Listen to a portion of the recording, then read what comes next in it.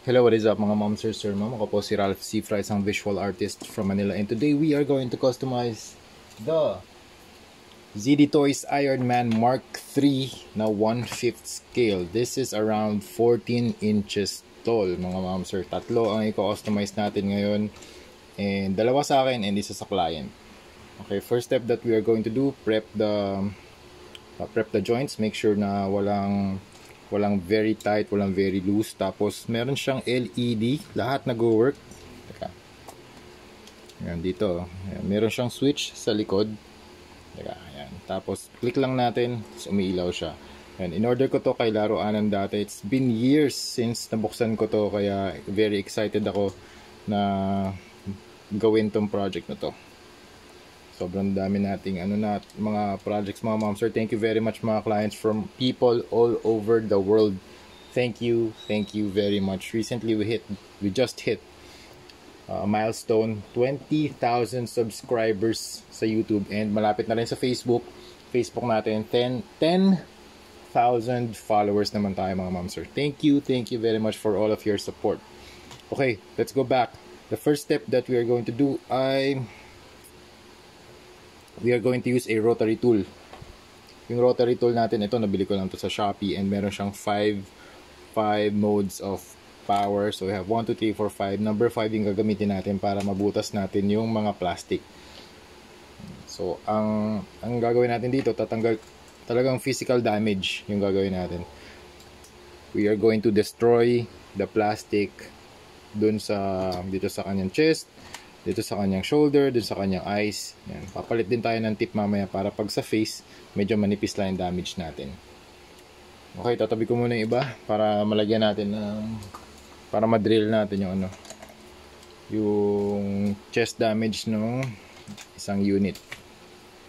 Alright, next step, pwede tayo gumamit ng marker para lagyan siya ng guide marks para alam natin kung saan siya bubutasin. So here, okay, lagyan din natin yung iba. Tatlo kasi ito eh. Okay. Malapit dun sa line. Okay, here.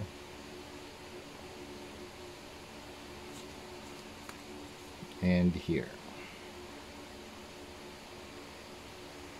Tapos dun sa body naman, dito.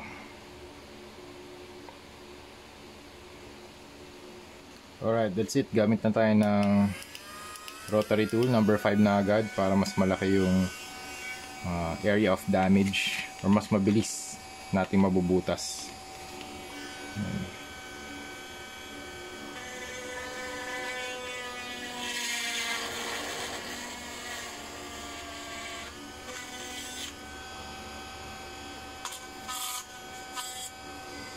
Okay. Alright, tapos na tayo mag-apply ng damage. Ngayon mag-apply naman tayo ng flat clear from Bosny number 191. Ito yung spray paint na gagamitin natin para lahat ng paint na i-apply natin kakapit dun sa surface. So ang ginagawa ni Bosny flat clear, naglalagay siya ng adhesive layer para kumapit yung mga paints natin. Alright, done na tayo maglagay ng spray paint, yung flat clear. Nag-cure na siya. And then ito na yung next na step, airbrush mix ratio. So, ito yung paint cup dun sa airbrush. So, ang mixture natin ay 60% paint, 30% reducer, and 10% flow improver. Ang ginagawa ng reducer, nag-thin siya ng paints, and yung flow improver naman, it decreases clogging ng airbrush. Ito yung itsura ng flow improver. Yan siya. Auxiliary siya, liquid din siya, and airbrush reducer. Mimix natin to kasama ng pintura. Tapos ito yung airbrush na gagamitin natin. Alright, next step na gagawin natin, airbrush na tayo mga mom, sir. Open lang natin yung mga flaps for better na positioning for the airbrush para ma-sprayan din natin yung ilalim. Yan. Huwag natin buksan to kasi nandyan yung mga mechanism for the battery. And ito yung airbrush ratio, 60% paint, 30% flow reducer, and 10% flow improver. Okay, sprayan na natin. Naka-ready na rin yung airbrush ko ito.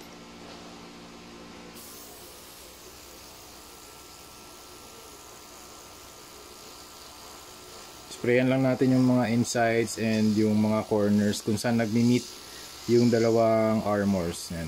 Ito sa paligid ng arc reactor, yan, sa loob.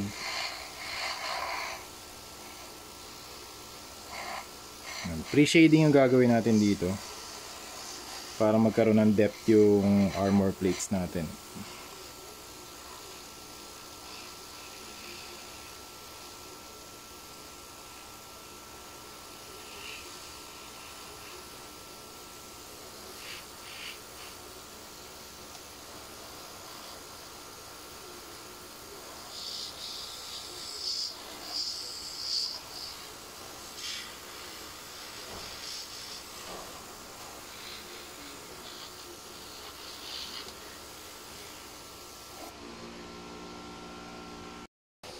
Okay, tapos na tayo sa airbrush and nag-cure na siya, nag-cure na yung paint. I left it overnight.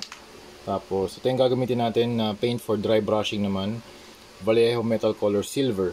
So yung dry brushing helps with weathering, it adds weathering, it also adds highlights, and it emphasizes the details of the sculpt. Okay, start tayo sa likod, dry brush tayo, angatin natin yung mga pieces. Okay. Okay. Tapos, for dry brushing, konti lang yung paint na nasa brush. Tapos, brush control lang. Pwede tayong, it's up to you kung anong movement ng brushes nyo. Pwedeng from bottom to top, from top to bottom, side. Yan, kung saan yung damage na gusto nyo. Yan.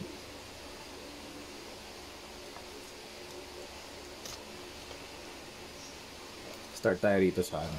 Dito naman sa chest para makita nyo yung damage. Yan.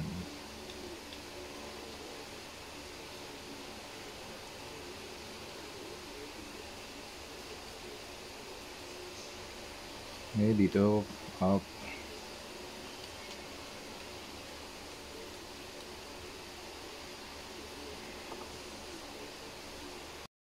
Alright, we are done with the Project Iron Man Mark III Battle Damage ZD Toys 14 inches tall. Yan, mga mounts, nag-add lang ako ng light effect dito sa ating mga repulsors repulsors dun sa hands ni Iron Man. So ang ginawa natin dito, dry brushing din. So yung first color na ginamit natin ito, PH149 light turquoise. Tapos yung second layer natin, yung Hero Paints na ultra white. So yung ultra white, naka 3 layers tayo, 3 to 5 layers. And if you want to watch nga pala kung paano ko ginawa ito, nasa Facebook Live. So punta kayo sa Facebook, Rain Cifra. Yun yung name ko sa Facebook, and makikita nyo kung paano ako nag-paint ng repulsor light effects from yung non-lighted na effect. So from this, magiging ganito. Ayan. Punta kayo sa page natin kasi ginawa ko siya sa sa Facebook Live. So I make sure na nakapag-live pa rin ako sa Facebook. Yan. Tapos, yan, ginawa ko na rin siya dito sa fisted hands.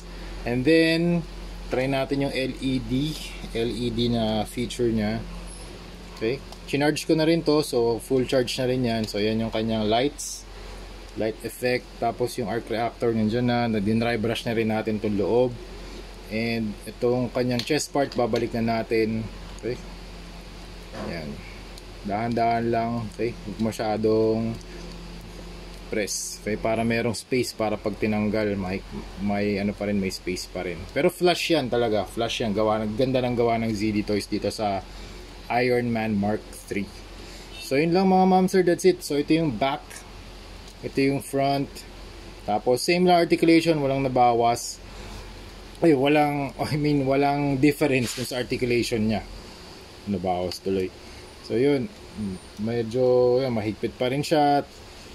Not so tight, but tight enough na hindi siya loose. Tapos na-extend pa rin tong torso. Then na-extend pa rin to pababa. Yan, nabibend pa rin natin tong arms, no problem. And nag-cure na yung top coat natin. Nag-apply na rin ako ng Boss Knee Flat Clear to seal in the paint, para ma-seal lahat ng paintwork na ginawa natin. Okay, tapos papatayin ko na rin itong LED para ma-prepare na rin natin siya for shipping. So that's it.